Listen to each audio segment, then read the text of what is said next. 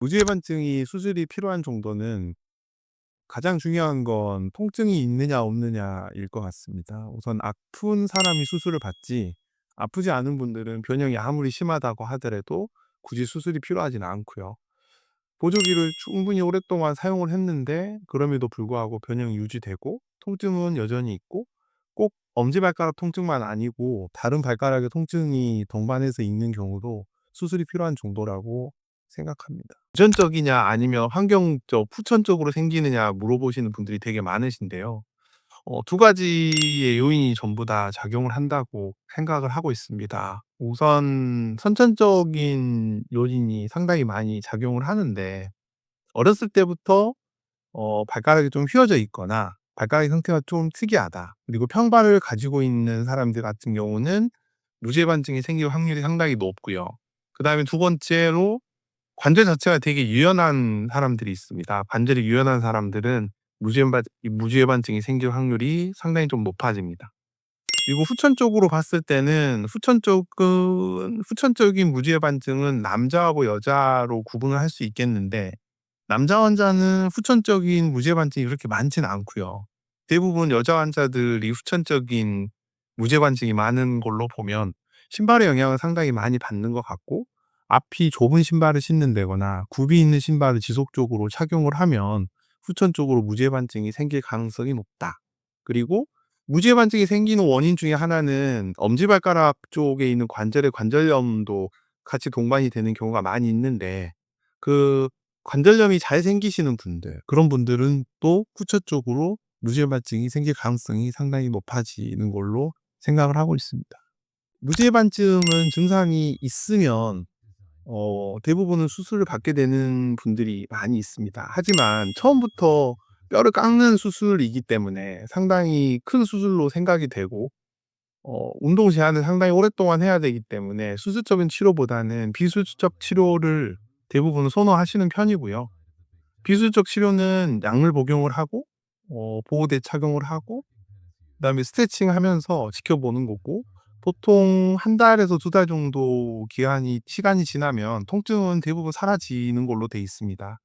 하지만 여기서 중요한 게 무지해반증이 통증이 한번 생기면 통증으로 인해서 염증이 발생을 하고 생긴 염증이 무지해반증을 점점 더 악화시키는 계기가 되기 때문에 지속적으로 통증이 있다 없다, 있다 없다를 반복을 하게 되면 휘어져 있는 각도는 점점 더 커지는 걸로 생각을 하면 될 것 같습니다.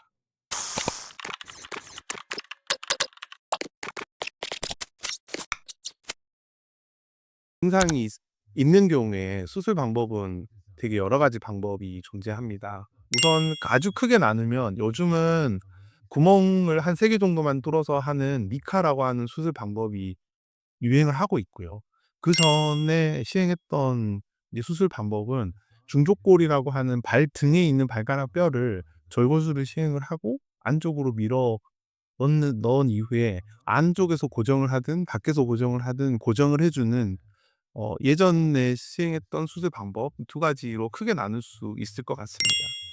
예전에 시행했던 이 열어서 피부를 째고 수술하는 방식은 아주 큰 장점으로 갖고 있는 게 직관적인 수술 방법이기 때문에 수술이 실패하는 경우도 되게 적고 교정을 할 수 있는 각도가 상당히 크기 때문에 오랫동안 고생을 하셨거나 오히려 고령이신 분들, 각도가 많이 휘어져 있는 분들은 고전적인 수술 방법을 택하는 게 오히려 좋을 수도 있을 것 같고요.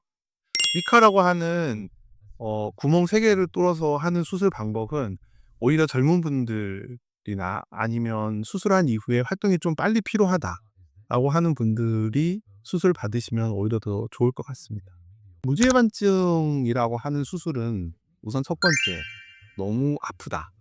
수술은 무조건 해야 된다. 뭐 상당히 환자분들께서는 여러 가지 뭐 오해를 하고 계신 부분도 있고 생각이 좀 많아지시는 부분도 있으실 겁니다. 우선 첫 번째는 무죄반증 수술은 무조건 해야 되느냐? 그건 아니고 무죄반증이 있다고 우선 진단을 받은 이후에 충분히 치료할 수 있는 방법을 고민을 해 보고 보존적 치료라고 하는 보고대, 약물 치료 이런 걸 충분히 봤음에도 불구하고 통증이 계속 있다. 그리고 엄지발가락이 두 번째 발가락 아래로 들어가서 두 번째 발가락이 휘어져 있거나 올라온다. 아니면 두 번째 발가락이나 세 번째 발가락 바닥 쪽으로 뭐 굳은 살이 박히면서 통증이 지속적으로 있다. 그런 게 반복적으로 있는 경우에는 수술을 하시는 게 좋고요. 무조건적으로 수술을 받아야 되느냐? 그거는 아닙니다. 무죄반증 수술은 '수술 받고 나서 재발을 많이 한다.'라고 생각하고 계신 분들이 되게 많은데요. 사실 예전 수술 방식과 문헌에는 한 10% 정도는 재발을 할 수 있다라고 되어 있는데 여기서 중요한 건 "재발할 수 있다."라는 단어입니다. 실제로 요즘 같은 경우는 무죄반증 수술을 하고 재발이 되시는 분들은 거의 못 본 것 같고요. 사실 저도 지금 발쪽 접부 전문으로 해서 한 15년 정도 수술을 하고 있는데 실제로 제 환자분들 중에는 재발하신 분은 한 분도 없었습니다. 근데 재발했는데 안 오신 분이 있을 수도 있겠지만 실제로 제가 본 제 환자는 한 번도 재발한 적은 없습니다. 무지해반증은 우선 재활은 수술하고 나서 1 주일에서 2주 정도 되면 걷 걸어 다닐 수 있기 때문에 자연스럽게 재활이 되는 면도 있지만 뼈를 절골술을 시행하는 수술 방법이기 때문에 뼈가 붙기 전에 재활을 시행하는 거는 좀 이른 것 같고요. 뼈가 붙는 시기는 최장 한 8주 정도 보기는 하는데 6주 정도가 지나면 내고정물을 전부 제거를 하고 그때부터는 재활을 보통 시작을 합니다. 재활이라고 하는 게 걷는 거면 수술하고 나서 1-2 주면 걸을 수 있다. 그리고 수술하고 6주 정도가 되면 고정물을 제거를 하고 신발 같은 것도 좀 편한 신발로 바꾸면서 발가락 움직이는 운동, 발가락을 스트레칭 해 주는 운동, 그런 재활은 6주 정도부터 가능하다고 생각하시면 될 것 같습니다. 무지해반증 수술에서 사실 가장 주의해야 될 것 중에 하나는 무지외반증이 무지내반증이 되는 경우이거든요. 무지외반증은 엄지발가락이 바깥으로 휘어져 나가는 거고 무지내반증은 엄지발가락이 안쪽으로 휘어져 들어오는 겁니다.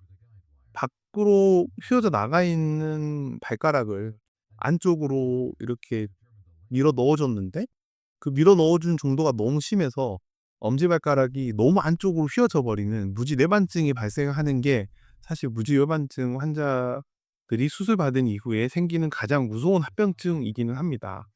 그래서 수술을 받으실 때 수술을 또 하는 사람 입장에서는 무지외반증을 교정하는 것도 중요한데 합병증인 무지내반증이라고 하는 질환을 예방하는 것도 되게 중요한 것 같고 최근에도 상당히 여러 분 무지내반증 환자분들이 저에게 찾아오셔 가지고 수술을 시행을 했는데 다행히 다들 결과는 좋으신 것 같습니다. 여기 보면 이분 같은 경우는 최근에 수술 받으신 분이시고요. 55세 여자분이셨고 오른쪽 왼쪽을 다 수술 받으셨는데 왼쪽 같은 경우는 발가락의 외반 각도 자체가 28.3도 거의 한 29도 정도의 무지 외반 각도를 가지고 계신 환자분이셨고요. 그래서 이 환자분 같은 경우는 이 중족골 말단 부위에서 어 절골술을 시행을 하고 중족골 말단 부분을 바깥쪽으로 밀어 넣어 줌으로써 엄지발가락이 현재 수술 후 사진을 보면 일자로 이렇게 서 있는 모습을 볼 수 있고요.